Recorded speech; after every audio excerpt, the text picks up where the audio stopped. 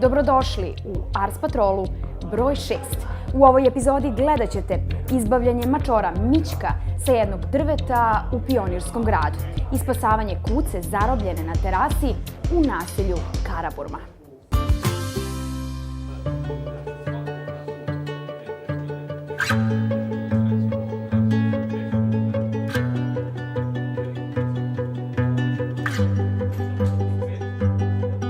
Dobili smo poziv iz Pionirskog grada da trebamo da spasimo neku mačku koja se nalazi na drvetu.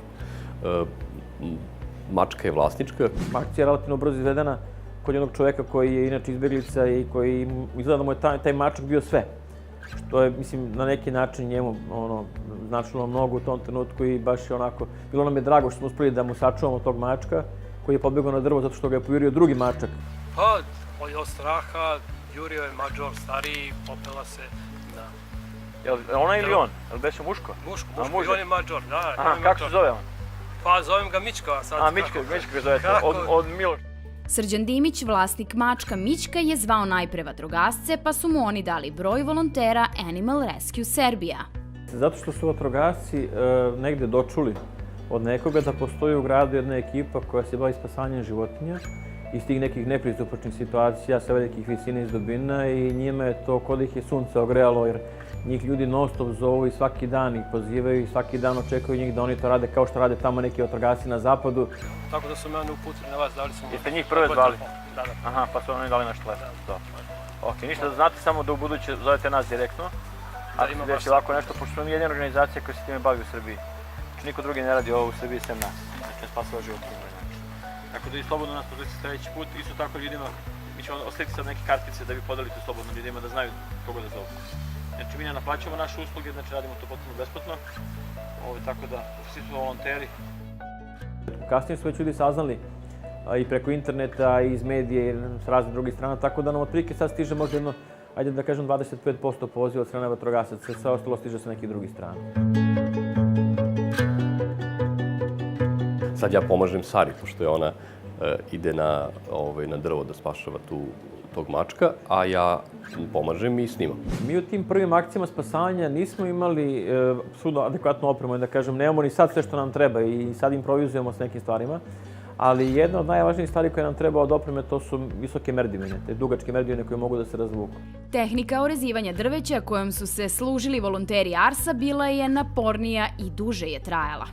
Postoji jedna tehnika gde se baci uže prvo tanko preko neke visoke grane. To je ono što meni najbolje uspeva, pošto ja imam najviše iskustava, pa kad treba se baci nešto uspem iz prve. Ono što ima nije uspeo da snimi iz prve, nije očekivao da će to biti iz prve bačeno. To su trenuci, mi gledamo gde je životinja, lociramo je, onda krene akcija, on procenjuje i sad on je procenio. Ja sam isto gledao gde bi moglo to da se prebaci konop da bi prebacili za tog sidrenog uže da vežemo na drugu stranu i desilo se tako da sam izgubio taj trenutak kad je on prebacio iz prve, a trebali smo da zabeležimo. Zatamnilo mi se tad da moguće da ja nisam snimio, da li imao? Ali on to svaki put u svakoj akciji skoro ponavlja, tako da... Dobar deo ljudi koji je to probao da vežba, to ide dosta teško, jer kažem treba vremena da se to uvežba. I tad smo koristili tu tehniku, bacili smo jednostavno to prvo tanko uže, za njega vežemo ovo deblje uže, onda izvučemo to deblje uže i faktički dobijemo jednu vertikalu, jedno sidrište gore koje je jedno od tih jakih grana. I tad smo postavili to. Znači, ta tehnika zahteva malo više pripreme, malo više vremena dok se popne gore na tu visinu, tako da smo to, potrošili dosta vremena u toj samoj akciji da se Sara popne gore. Trudio sam se i da snimim što više koliko ja znam o tom snimanju i da pomognem oko konopa, da pridržim, da dodam. Sara, heroina prvih akcija Arsa, snažna i hrabra, lepa i velikog srca, bila je prva kada je trebalo da se visi na užetu. Sara nije tu, ima porodičnih problema, njena mama je bolesna i nedostaje sad, zato što je baš ona voli životinje i obožava da im pomogne kad su u nevolji, tako da je u tim akcijama, kad god je mogla, odazivala se i baš je dobar bio član ekipe. Nažalost, ja se nadam da će doći uskoro, da će sve da reši probleme. Njena ljubav, iskustvo i duh nedostaju Arsovcima. Sara ima inače iskustva sa životinjama dosta, pošto od malena je odrasla sa životinjama i čak uopšte se ne gadi ni krvi, niti bilo čega, znači jednostavno kad je životinja povređena i kad je prelom čak neki i kad životinja krvari, ona nema nikakvih problema oko toga, sačuva prisebnost i vrlo brzo pomaže i radi u tim intervencijama. Ajde idemo s ove strane, samo stani ovdje. Aca je tu ozbiljan faktor, ja sam neozbiljan, ali kad se tu spojimo, onda postajemo tako dobra ekipa. Aca se pravi važan sa čvorovima. Sa čvorovi? Sa čvorovi se pravi važan i napravio je pašnjak, to jest, kako se ovde zove, kako se zove? Mulino, čvor, da. Ne mulino, nego pulino. Taj neki... Kad ne dolaziš u sastoje, zato se sastoje. Odlična ekipa usrećila je i Mićka i njegovog vlasnika Srđana.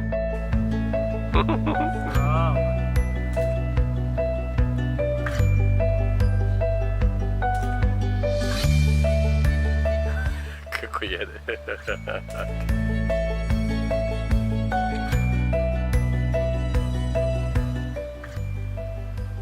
Bravo. Odlično.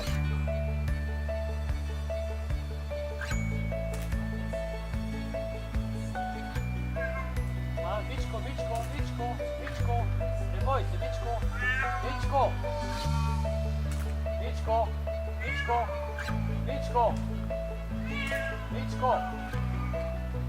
Mičko.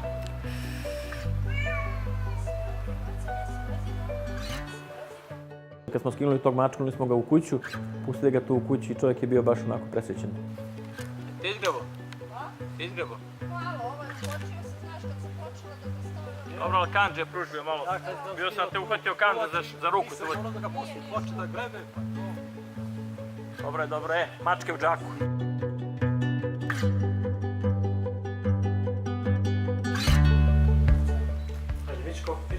Ajde, Mičko. Mićka. Ja snimi iz ugla. Otkrivamo vam misteriju zašto mačke beže na drvo. Kad mačku pas potera na drvo, pas vidi da ne može ništa i onda se okrene i ode. A mačka kad potera drugu mačku na drvo, to je već druga situacija. Mačka beže, a druga mačka za njom juri. Tako da se često dešava u tim nekim zimskim periodima, kad je februar i kad krenu mladi mačori na teritoriju starog mačora, pa izađe na njegovu teritoriju, ovaj kad ga vidi, pojuri ga na prvo drvo, ovaj krene da beži, a ovaj vidi da počeo da beži, pa juri za njim, a ovaj pošto vidi da ovaj trči za njim, onda on pobegne u krošnju gore skroz. Tako da se često dešava, znači kad vidimo mačku da je u krošnji, u vrhu krošnje, znamo da je pojurila mačka. Kad vidimo mačku na nekim nižim granama, znamo da je pojurio pas. Neposredno pre ove akcije Ivan je dobio jedan neuobičajen poziv za spasavanje pčela. Te pčele su bukvalno u sred grada se pojavile na Zvezdari. Ulica Marka Oreškovića, sam centar grada, znači mislim da je od Vojislava Ilića ili Dimitrija Tucovića pa ka bulevaru. Čovjek zove kao pčele na terasi šta da radim. Ja totalno zbunjen kako da spasimo sad. Da li spasimo ljude ili pčele? Nije mi bilo jasno u tom trenutku šta se dešava. Međutim, zabrinuti građanin je zvao ponovo. I to baš za vreme akcije spasavanja mačora Mićka. Acu, vidi, pčela ponovo neka gospođa zove, ja sad ne znam da li je to. Molim. Ja objasnio čoveku, bre, ovo sad cep, neka žena, da li broj... Ja ne znam, kaže i Marina i Irene iz cepa, ja pojma nemam. Ti navali sa pčelama danas. Šta sad ja imam sa pčelama? Danas samo pčeli i mačke. Da.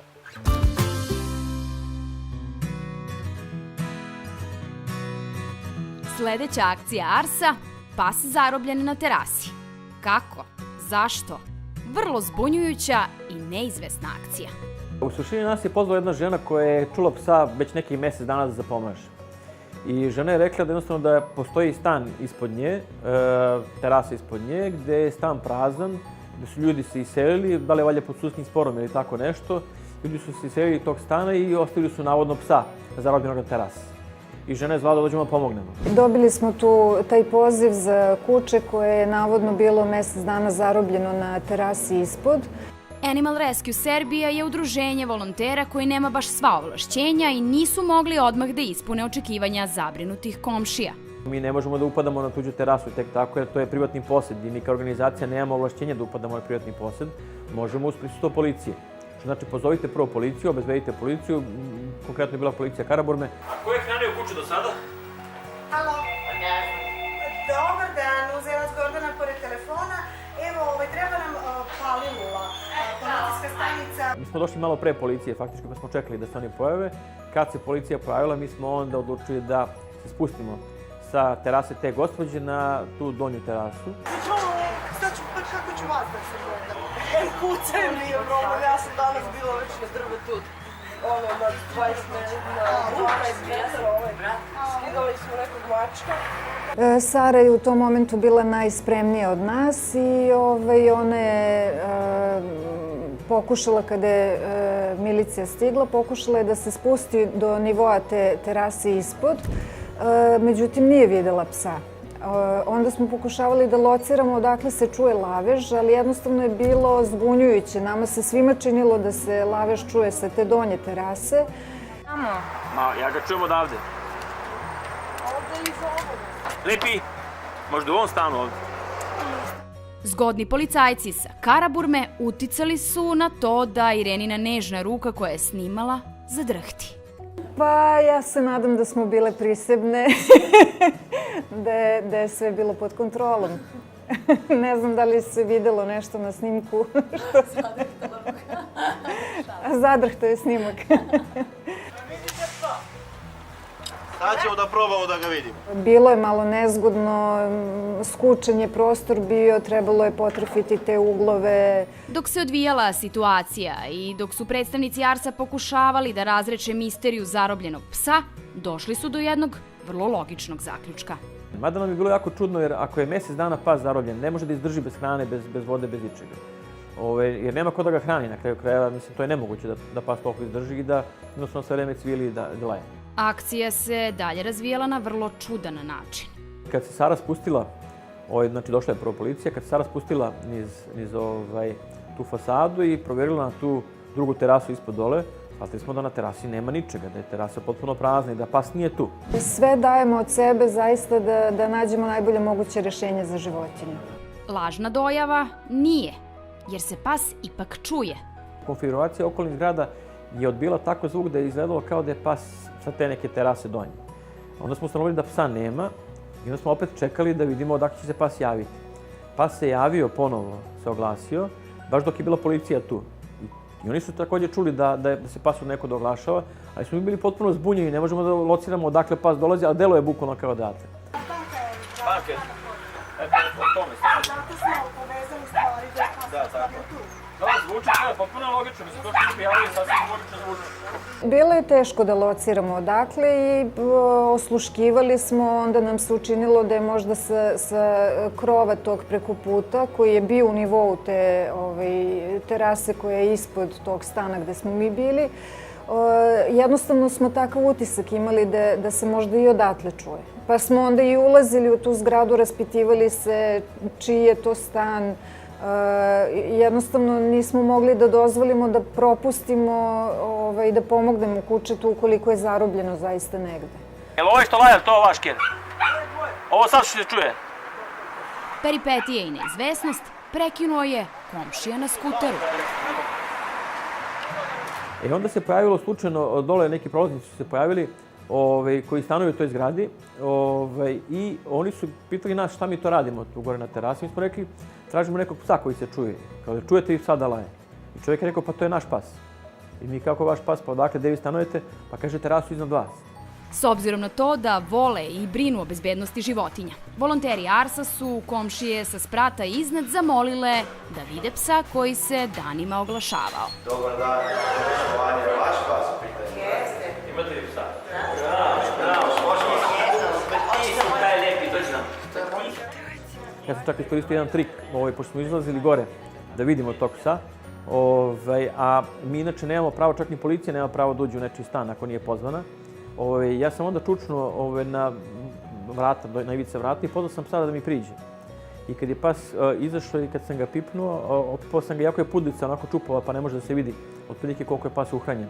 Ali sam iskoristio taj trik jednostavno da opipam psa, kao da ga mazim, u stvari sam ga opipao da vidim da li je pas zapostavljan, da li je nešto s njim rađeno što ne bi trebalo. Međutim, jednostavno je pas uhranjen, da je sasvim normalan, da se normalno ponaša i da nema tu nikakvih problema, nego jednostavno pas je samo lajao tako. I na kraju su svi bili u zabludi. I komšije, i arsovci, i policajci. Zato kažem, nastala je čitava zabuna, čitava zbrka oko svega toga i jednostavno se ispostavilo da je sve u redu, mislim, da nije bilo potrebe za nama. Aca je najstrožiji i vrlo je oprezan kako bi zaštitio svoje kolege spasioce. Važno je da sačuvamo organizaciju iz jednog prostog razloga. Mi kao organizacija ne možemo da pravimo greške. Kao pojedinci možemo da radimo šta god hoćemo i za to smo odgovorni.